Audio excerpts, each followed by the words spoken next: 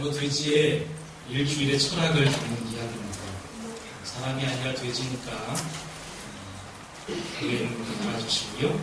월요일은 원래 먹는 날, 화요일은 화끈하게 먹는 날, 수요일은 수없이 먹는 날, 목요일은 목이 터져라 먹는 날, 금요일은 금방 먹고 또 먹는 날, 토요일은 토하도록 먹는 날, 일요일은 낙원입니다. 일어나지 못하도록 먹는 날.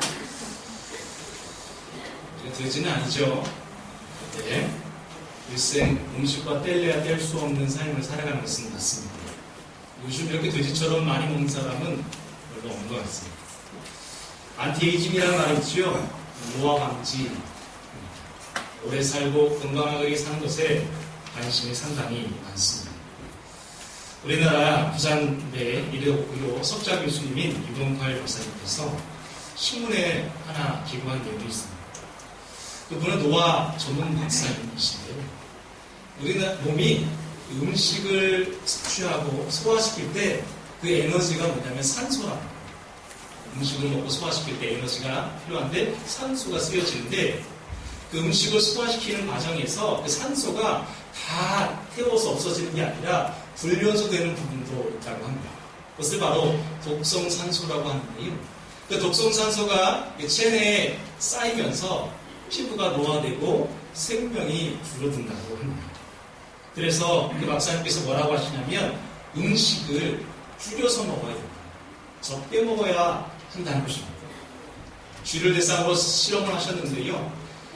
어느 쥐에게는 평소의 양이 40%를 줄여서 먹인 쥐와 어느 쥐에게는 10%만 줄이고 운동을 시켰대요. 그런데 효과는 똑같이 나타났다고 합니다.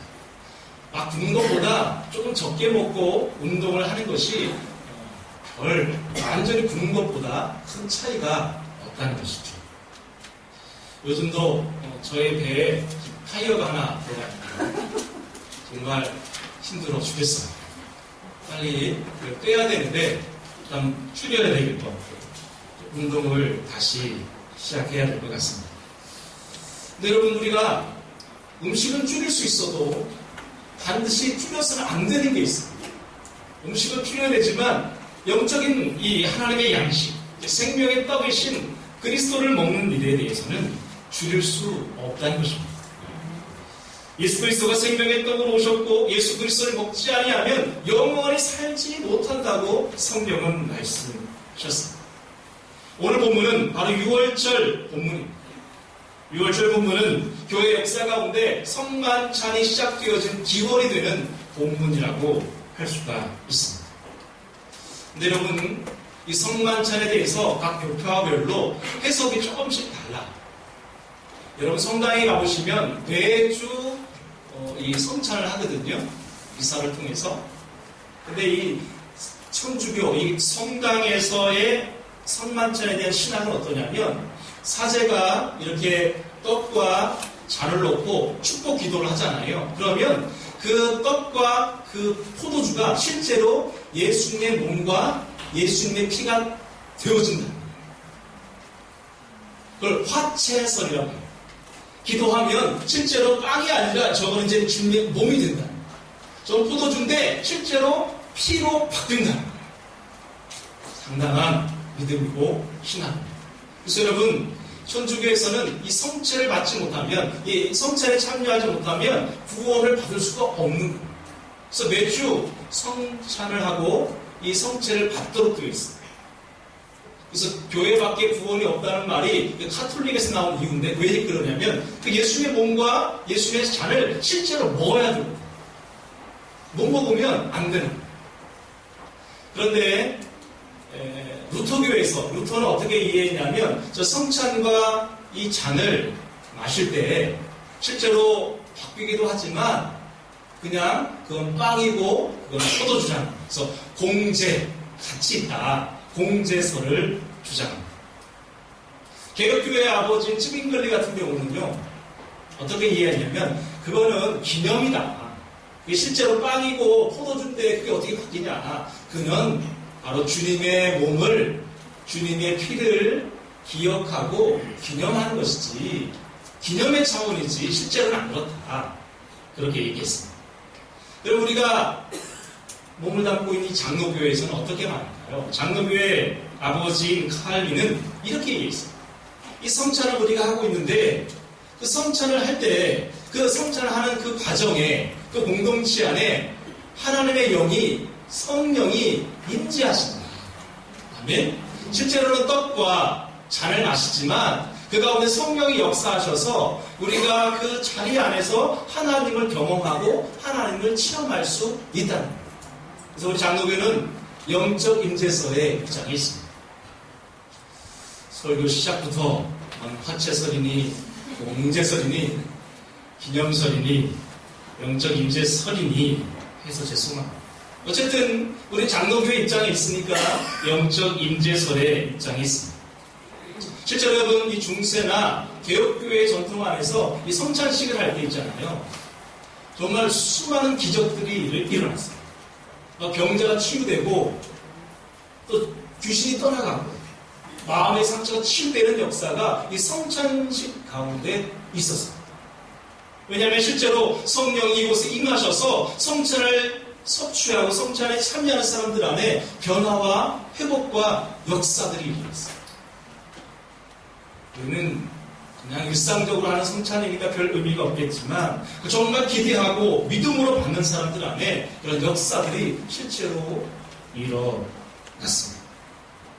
여러분 우리는 이 본문의 근거에서 이 성찬이 가지고 있는 본문 안에서의 의미를 한번 되짚어보기를 그리고 이 성찬의 의미를 다시 새기면서 저와 여러분의 믿음이 자라나기를 주님 이름으로 축원합니다. 먼저 이 성찬은 그리스도와 일치를 이루는 의미를 가지고 있는데요. 22절의 말씀을 같이 갖도록 하겠습니다. 22절입니다. 시작. 그들이 먹을 때 예수께서 떡을 가지사 축복하시고 떼어 제자들에게 주시며 예수께 받으라 이것은 내 몸이니라 하시고 떡을 가지사 떼어에다 동그라미 하시고 내 몸에다가 또 동그라미 하시고 있습니다. 여러분 6월절 잔치는 고대 근동에서 또 유대인들에게는 1년에 한 번씩 꼭 해야 되는 절기인데요. 이 절기가 되면 가족 식구들이 다 이제 모이잖아요.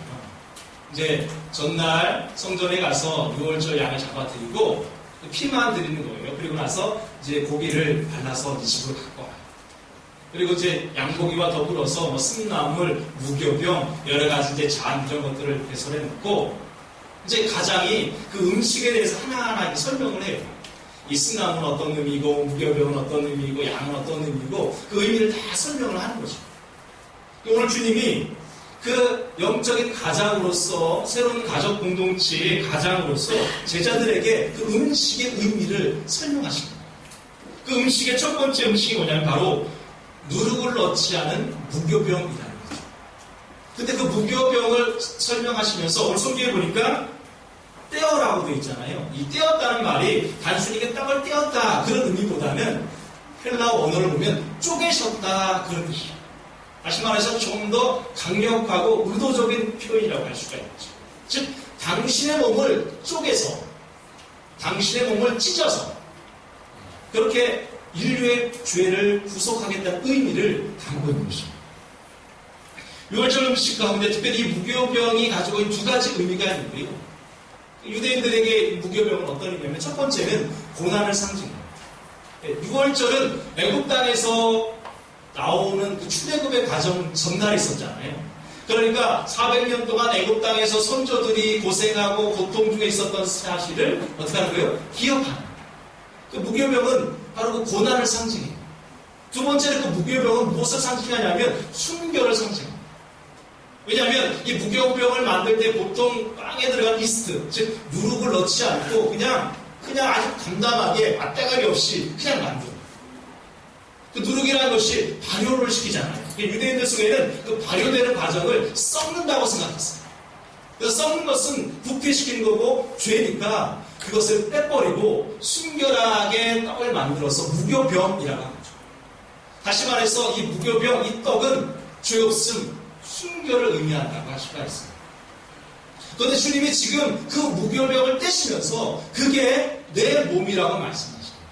다시 말해서 주님이 이제 십자가에서 자기의 몸을 찢기시는데 죄 없으신 분이 순결한 그대로 고난과 역경 안에서 인류의 죄를 대속하고 있다. 그것을 상징하는 것입니다. 당신의 몸이 찢겨질 것을 그 무교병 안에 의미를 부여하신 거죠. 먹는 얘기 하나 더 할까요? 보건복지부 통계에 의하면 2010년 통계인데요. 한 사람이 평균 하루에 식품을 1048g 섭취합니다. 상당히 많이 먹는 거죠.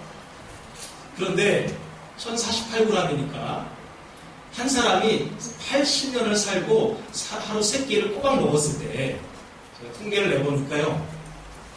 80년 동안 한 30톤 가요. 엄청 먹더라고요. 30톤. 에? 뭐 다이어트하고 뭐하고 금식한다고 해도 평생 한 25톤 정도는 먹는 거죠. 그러니까 5톤짜리 이삿짐 트럭으로 환산하면 평생 6대 분량의 양을 먹는 거예요. 엄청 먹어. 타이어가 그냥 생기는 게 아니에요.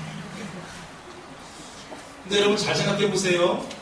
창세기 3장에 보면 인류의 첫 번째 죄가 등장하는데 그 죄가 어떻게 시작됩니까? 선악을 알게 하는 나무의 열매를 먹어라, 먹지 말라. 먹지만 하죠. 그때 어떻게 됐죠? 먹었죠. 인류의 죄는 뭘로 시작됩니까? 먹는 것으로 시작됩니다. 그런데 오늘 주님이 그 인류의 죄를 어떻게 끊어내십니까? 자기의 몸을 먹음으로 끊어냅니다. 먹는 것으로 죄가 시작되었으니 먹는 것으로 그 죄를 끊을 수 있다는 거예요. 선악을 알게 하는 나무를 먹었으니 이제는 누구의 몸을 먹어라? 당신의 몸을 찢어 먹어야 하는 것입니다. 여러분 질문 드릴게요. 그럼 여기서 주님의 몸을 먹는다는 게 뭐예요? 우리의 시인적입니까? 지금 주님의 몸이 없잖아요.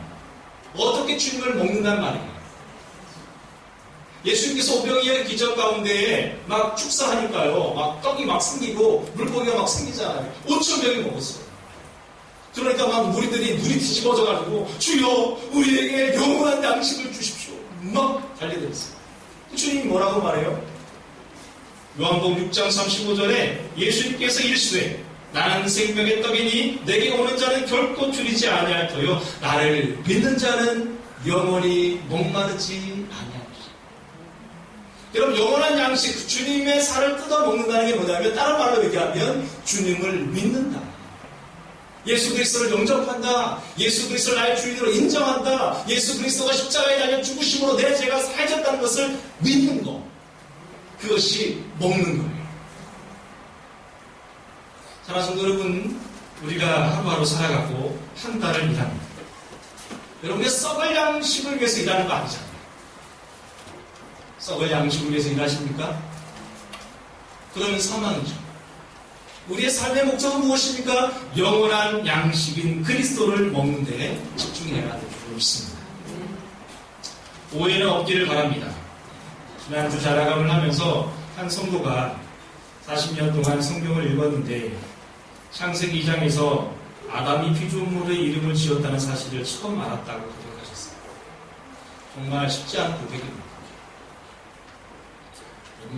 하나님이 피조물의 이름을 지은 것이 아니라 아담이 지었다는 것이 처음 인식되었다는 거예요. 여러분 알고 계셨어요? 질문 하나 던질까요? 노아가 방주를 몇 년 동안 지었을까요? 성경이 어디 나와요? 쾌역한 기간이 120년이죠. 정확히 노아가 방주를 만든 기간은 성경이 없어요. 여러분 동방박사가 몇 사람입니까? 성경이 어디 나와요? 성경에 없는 얘기를 다 이단들이 봐. 동방박사가 가져온 예물이 3개. 사람의 숫자는 없습니다. 여러분 우리는 그렇게 성경을 조근조근 찬찬히 꾸준히 읽어가지질 못해요. 여러분 작년 올해 들어 성경을 한 번이라도 읽으신 적이 있으세요? 안도. 이럴 때 손드는 게 아니에요. 읽으신 분이 절반이 넘는데 여러분 무엇을 위해 사십니까? 썩을 양식을 위해서는 열심히 사시는 거예요.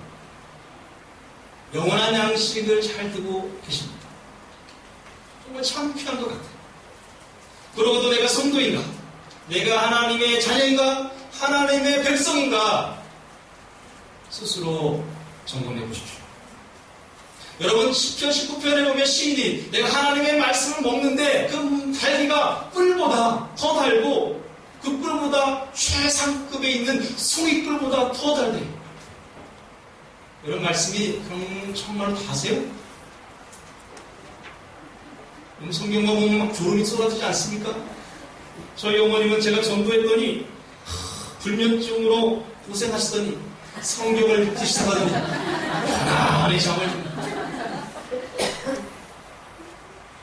여러분, 성경을 대할 때 30년 만에 만난 남자 동창생처럼 서먹서먹하진 않으세요? 그러시면 안 돼요. 여러분, 우리는 갓난아이와 같이 정말 순전한 마음으로 신령한 젖을 알아드셔야 될 줄로 믿습니다. 그 말씀이 실제로 우리의 말씀이 우리의 내면에 쌓이면서 실제로 우리의 몸과 마음 안에 하나님의 말씀이 하나님의 영이 흐르게 되는 줄로 믿습니다. 매주 외워지는 이 열삭의 성찬식은 실제로 눈에 보이는 빵을 뜯어서 먹듯이 매일매일 하나님의 말씀을 뜯어먹겠다는 결단의 시간인 줄로 믿습니다. 그래서 실제로 내가 그리스도와 일치를 이루어갑니다. 그렇게 살아내시기를 주님 이름으로 축원합니다. 두 번째, 이 성찬은요, 공동체가 함께 한 떡과 한 잔을 마시기 때문에 공동체의 일치를 이루는데 아주 중요한 의미를 가지고 있습니다. 23절, 24절 같이 읽어볼까요? 시작. 또 잔을 가지사 감사기도 하시고 그들에게 주시니 다 이를 마시매 이르시되 이것은 많은 사람을 위하여 흘리는 나의 피 곧 언약의 피니라. 예수님께서 6월절 먹는 포도주에 대하여 아주 파격적인 해석을 하시는데요. 이 피는 나의 피, 언약의 피라고 합니다. 여러분, 레위기 17장에 보면 피를 먹지 못하도록 되어 있습니다. 피는 생명의 근원이기 때문에 피를 마시면 부정하게 되어 있습니다. 그런데 오늘 주님 뭐라고 말씀하십니까? 나의 피를 마시라는 거예요. 이 잔은 나의 피라는 거예요. 나의 피를 마셔야 산다는 거예요. 실제로 여러분, 6월절 때 이스라엘 백성들이 애굽 땅에서 어린 양의 피를 뿌려서 집에 들어가는 임방과 좌우 문설주에 바릅니다.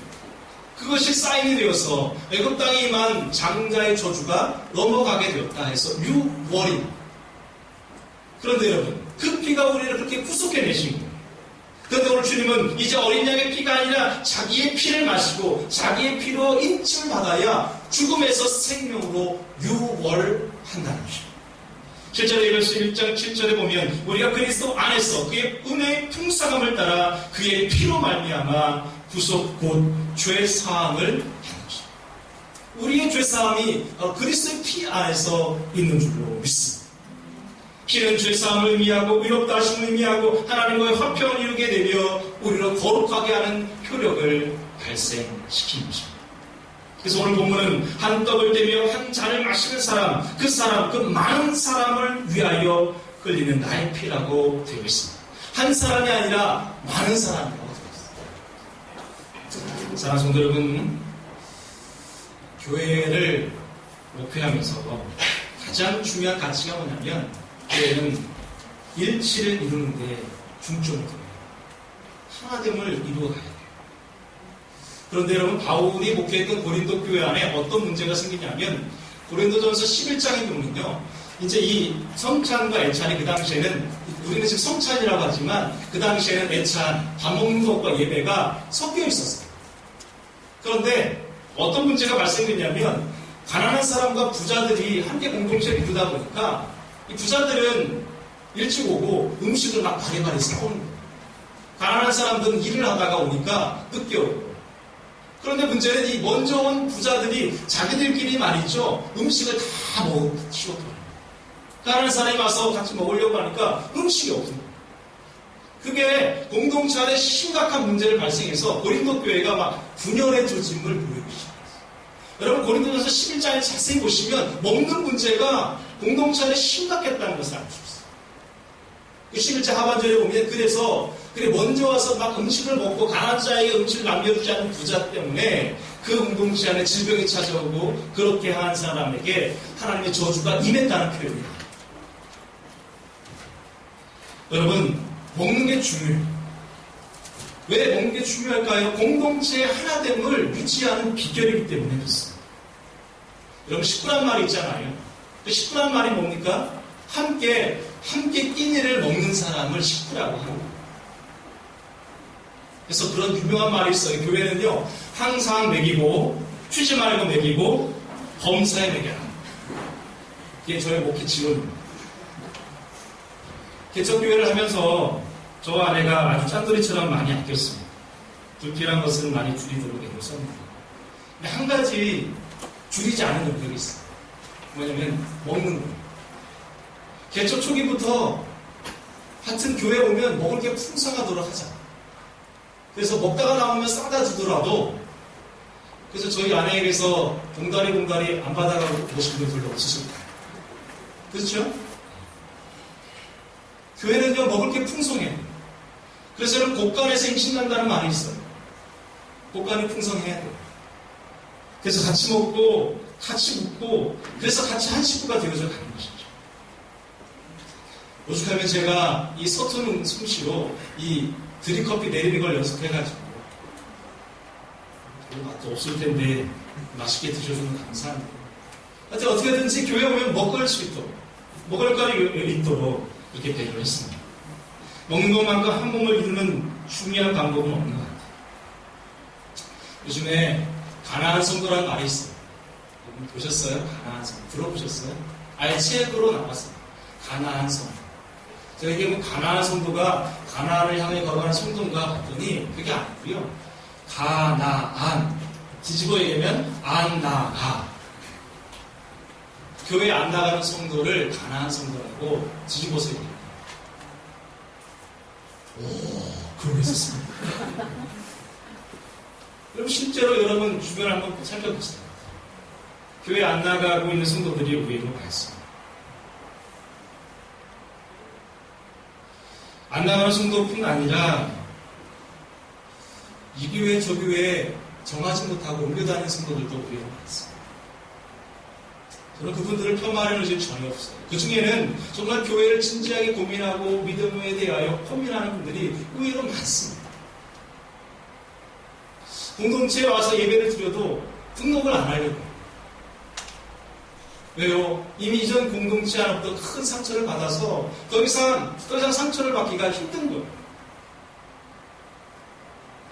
또는 그 공동체에 있지만 공동체에 여러 가지 불합리함과 부조리가 있지만 그냥 눈을 감아버리고 귀를 닫아버리는 거예요.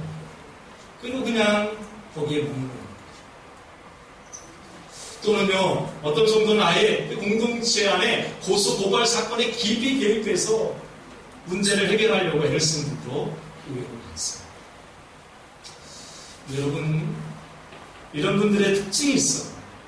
정서의 특징은 외롭다. 외로움. 정말 외로움을 호소하세요. 막 여러 가지 이야기를 하는데 제가 들어보면 외로움이에요. 정서적으로 상당히 외로워한다는 걸 제가 알 수 있어요. 군중 속에 와서 예배를 드리지만 거기에 가입되어 있지 않으니까 외로워. 예배를 드려도 공허하고 찬양을 드려도 외롭고 그런 거예요.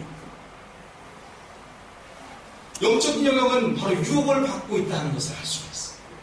영적인 영역 안에 영적인 부분에 문제가 있어요. 스스로 공동체로부터 멀어지기 때문에 그 공동체 안에 있는 영적 방어막으로부터 벗어나 있기 때문에 세속적인 것과 신앙적인 것으로부터 공격을 받고 유혹을 받고 있다는 것을 알 수가 있습니다.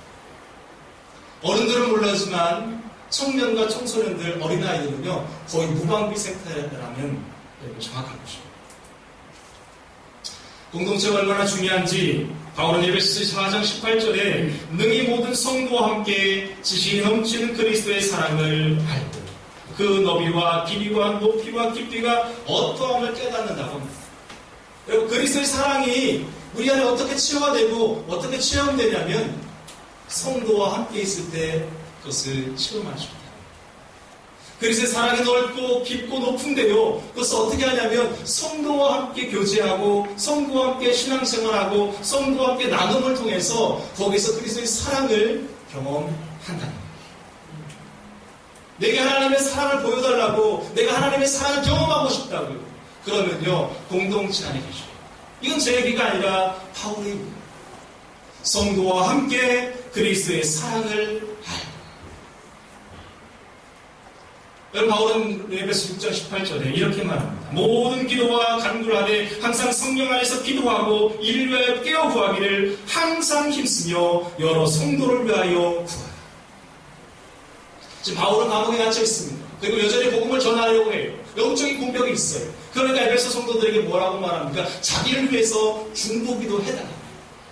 내가 지금 영적 싸움을 하고 있는데 너무 힘들다는 거예요. 그러므로 에베소 성도들이요, 나를 위해서 기도해주고 서로 기도해주라고 말하고 있어요. 여러분, 영적 싸움의 힘은 나 개인에게서만 나오는 것이 아니라 함께 기도하는 힘 가운데 배가 되고 활성화되는 줄로 믿습니다. 지난주에 한 여집사님이 교회에서 이틀이나 철야 기도를 하셨습니다. 자신과 함께 신앙생활하는 지체가 너무 괴롭고 아프다는 거예요. 그래서 기도 요청을 했고, 그 집사님은 직장생활에 피곤한 몸을 이끌고 홀로 밤을 새워야 되는 두려움을 극복하고 본당에서 철야 기도를 하셨습니다. 자신의 아픔만이 아니라 타인의 아픔, 성도의 아픔을 자신의 아픔으로 붙들고 밤새워 기도하시는 모습이 얼마나 귀하고 아름다운지 모릅니다. 교회가 무엇일까요? 교회가 바로 이런 것이 교회인 것입니다. 타인의 아픔을 나의 아픔으로 붙들고 함께 기도하고 함께 어려움을 극복하며 함께 한 몸이 되어져 가는 것이죠. 여러분 중에 교회에 대한 여러 가지 혐오스러움과 부정적인 모습들이 다 한두 가지씩 있을 것입니다. 그런데 여러분, 2000년 교회 역사 가운데 한 번도 교회가 평화로웠던 적은 없습니다. 세상에 완벽한 교회가 어디 있겠습니까? 다만 그리스도를 향하여 자라갈 뿐입니다. 세상에 완벽한 사람이 어디 있겠습니까?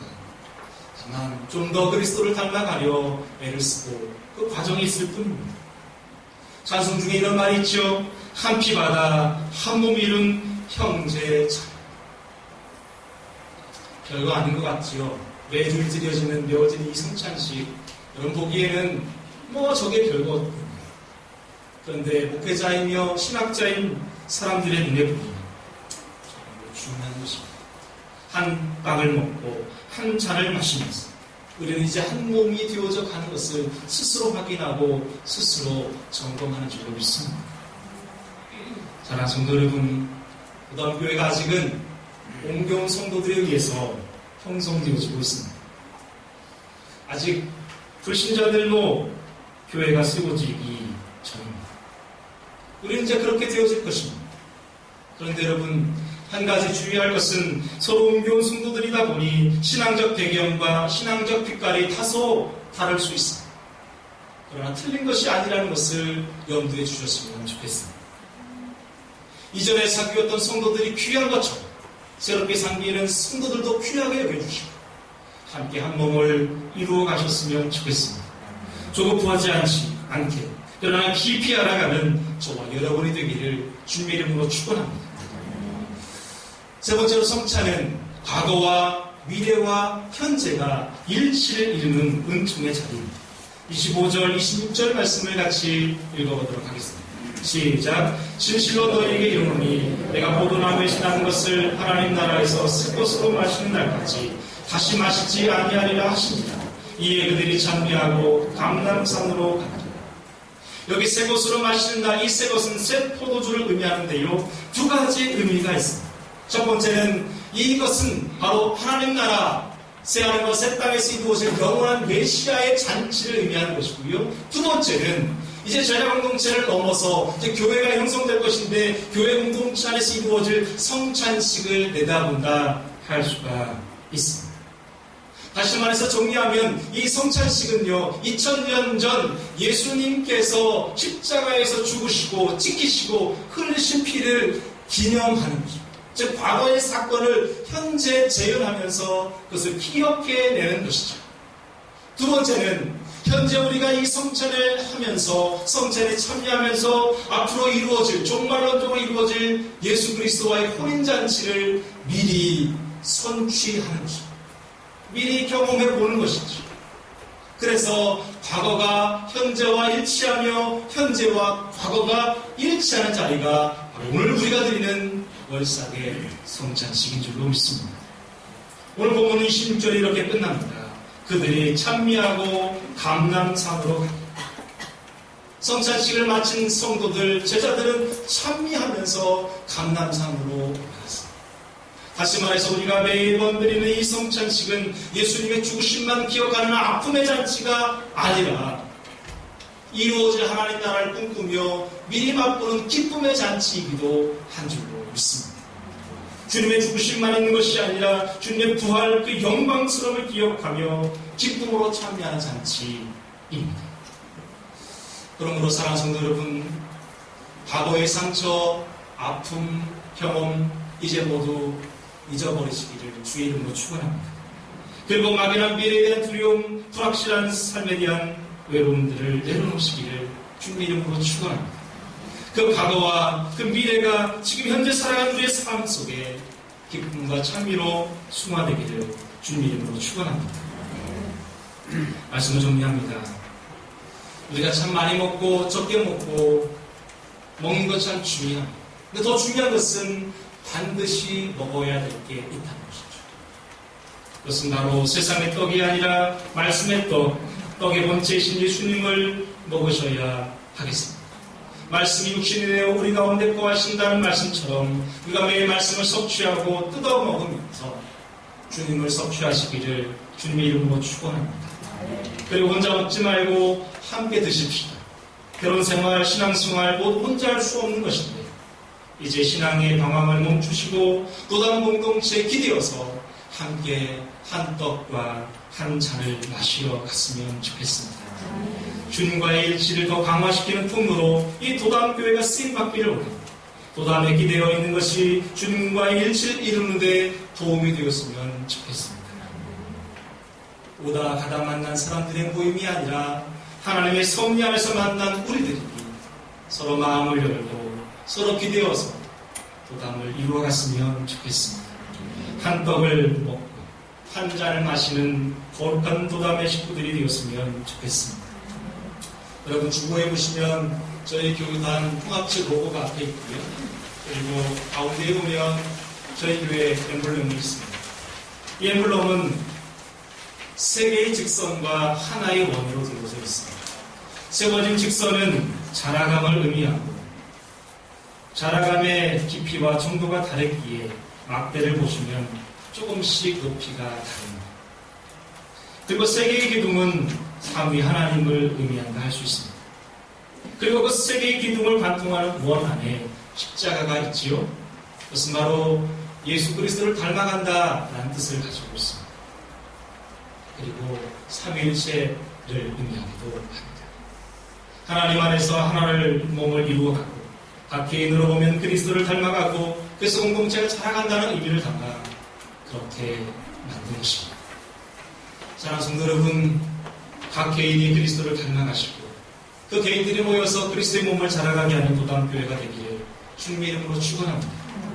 그리고 과거와 현재가 만나고 미래와 현재가 만나는 이 성찬을 마시고 먹으면서 과거의 상처를 잊고 미래의 두려움을 내쳐버리고 현재를 믿음으로 살아내시기를 주님의 이름으로 축원합니다. 우리 성찬을 통해 주님과의 일치를 배우고 성도와의 일치를 배우며 시간 안에서 일치를 배우는 진정한 성찬 공동체로 거듭나기를 주님의 이름으로 축원합니다. 기도하겠습니다.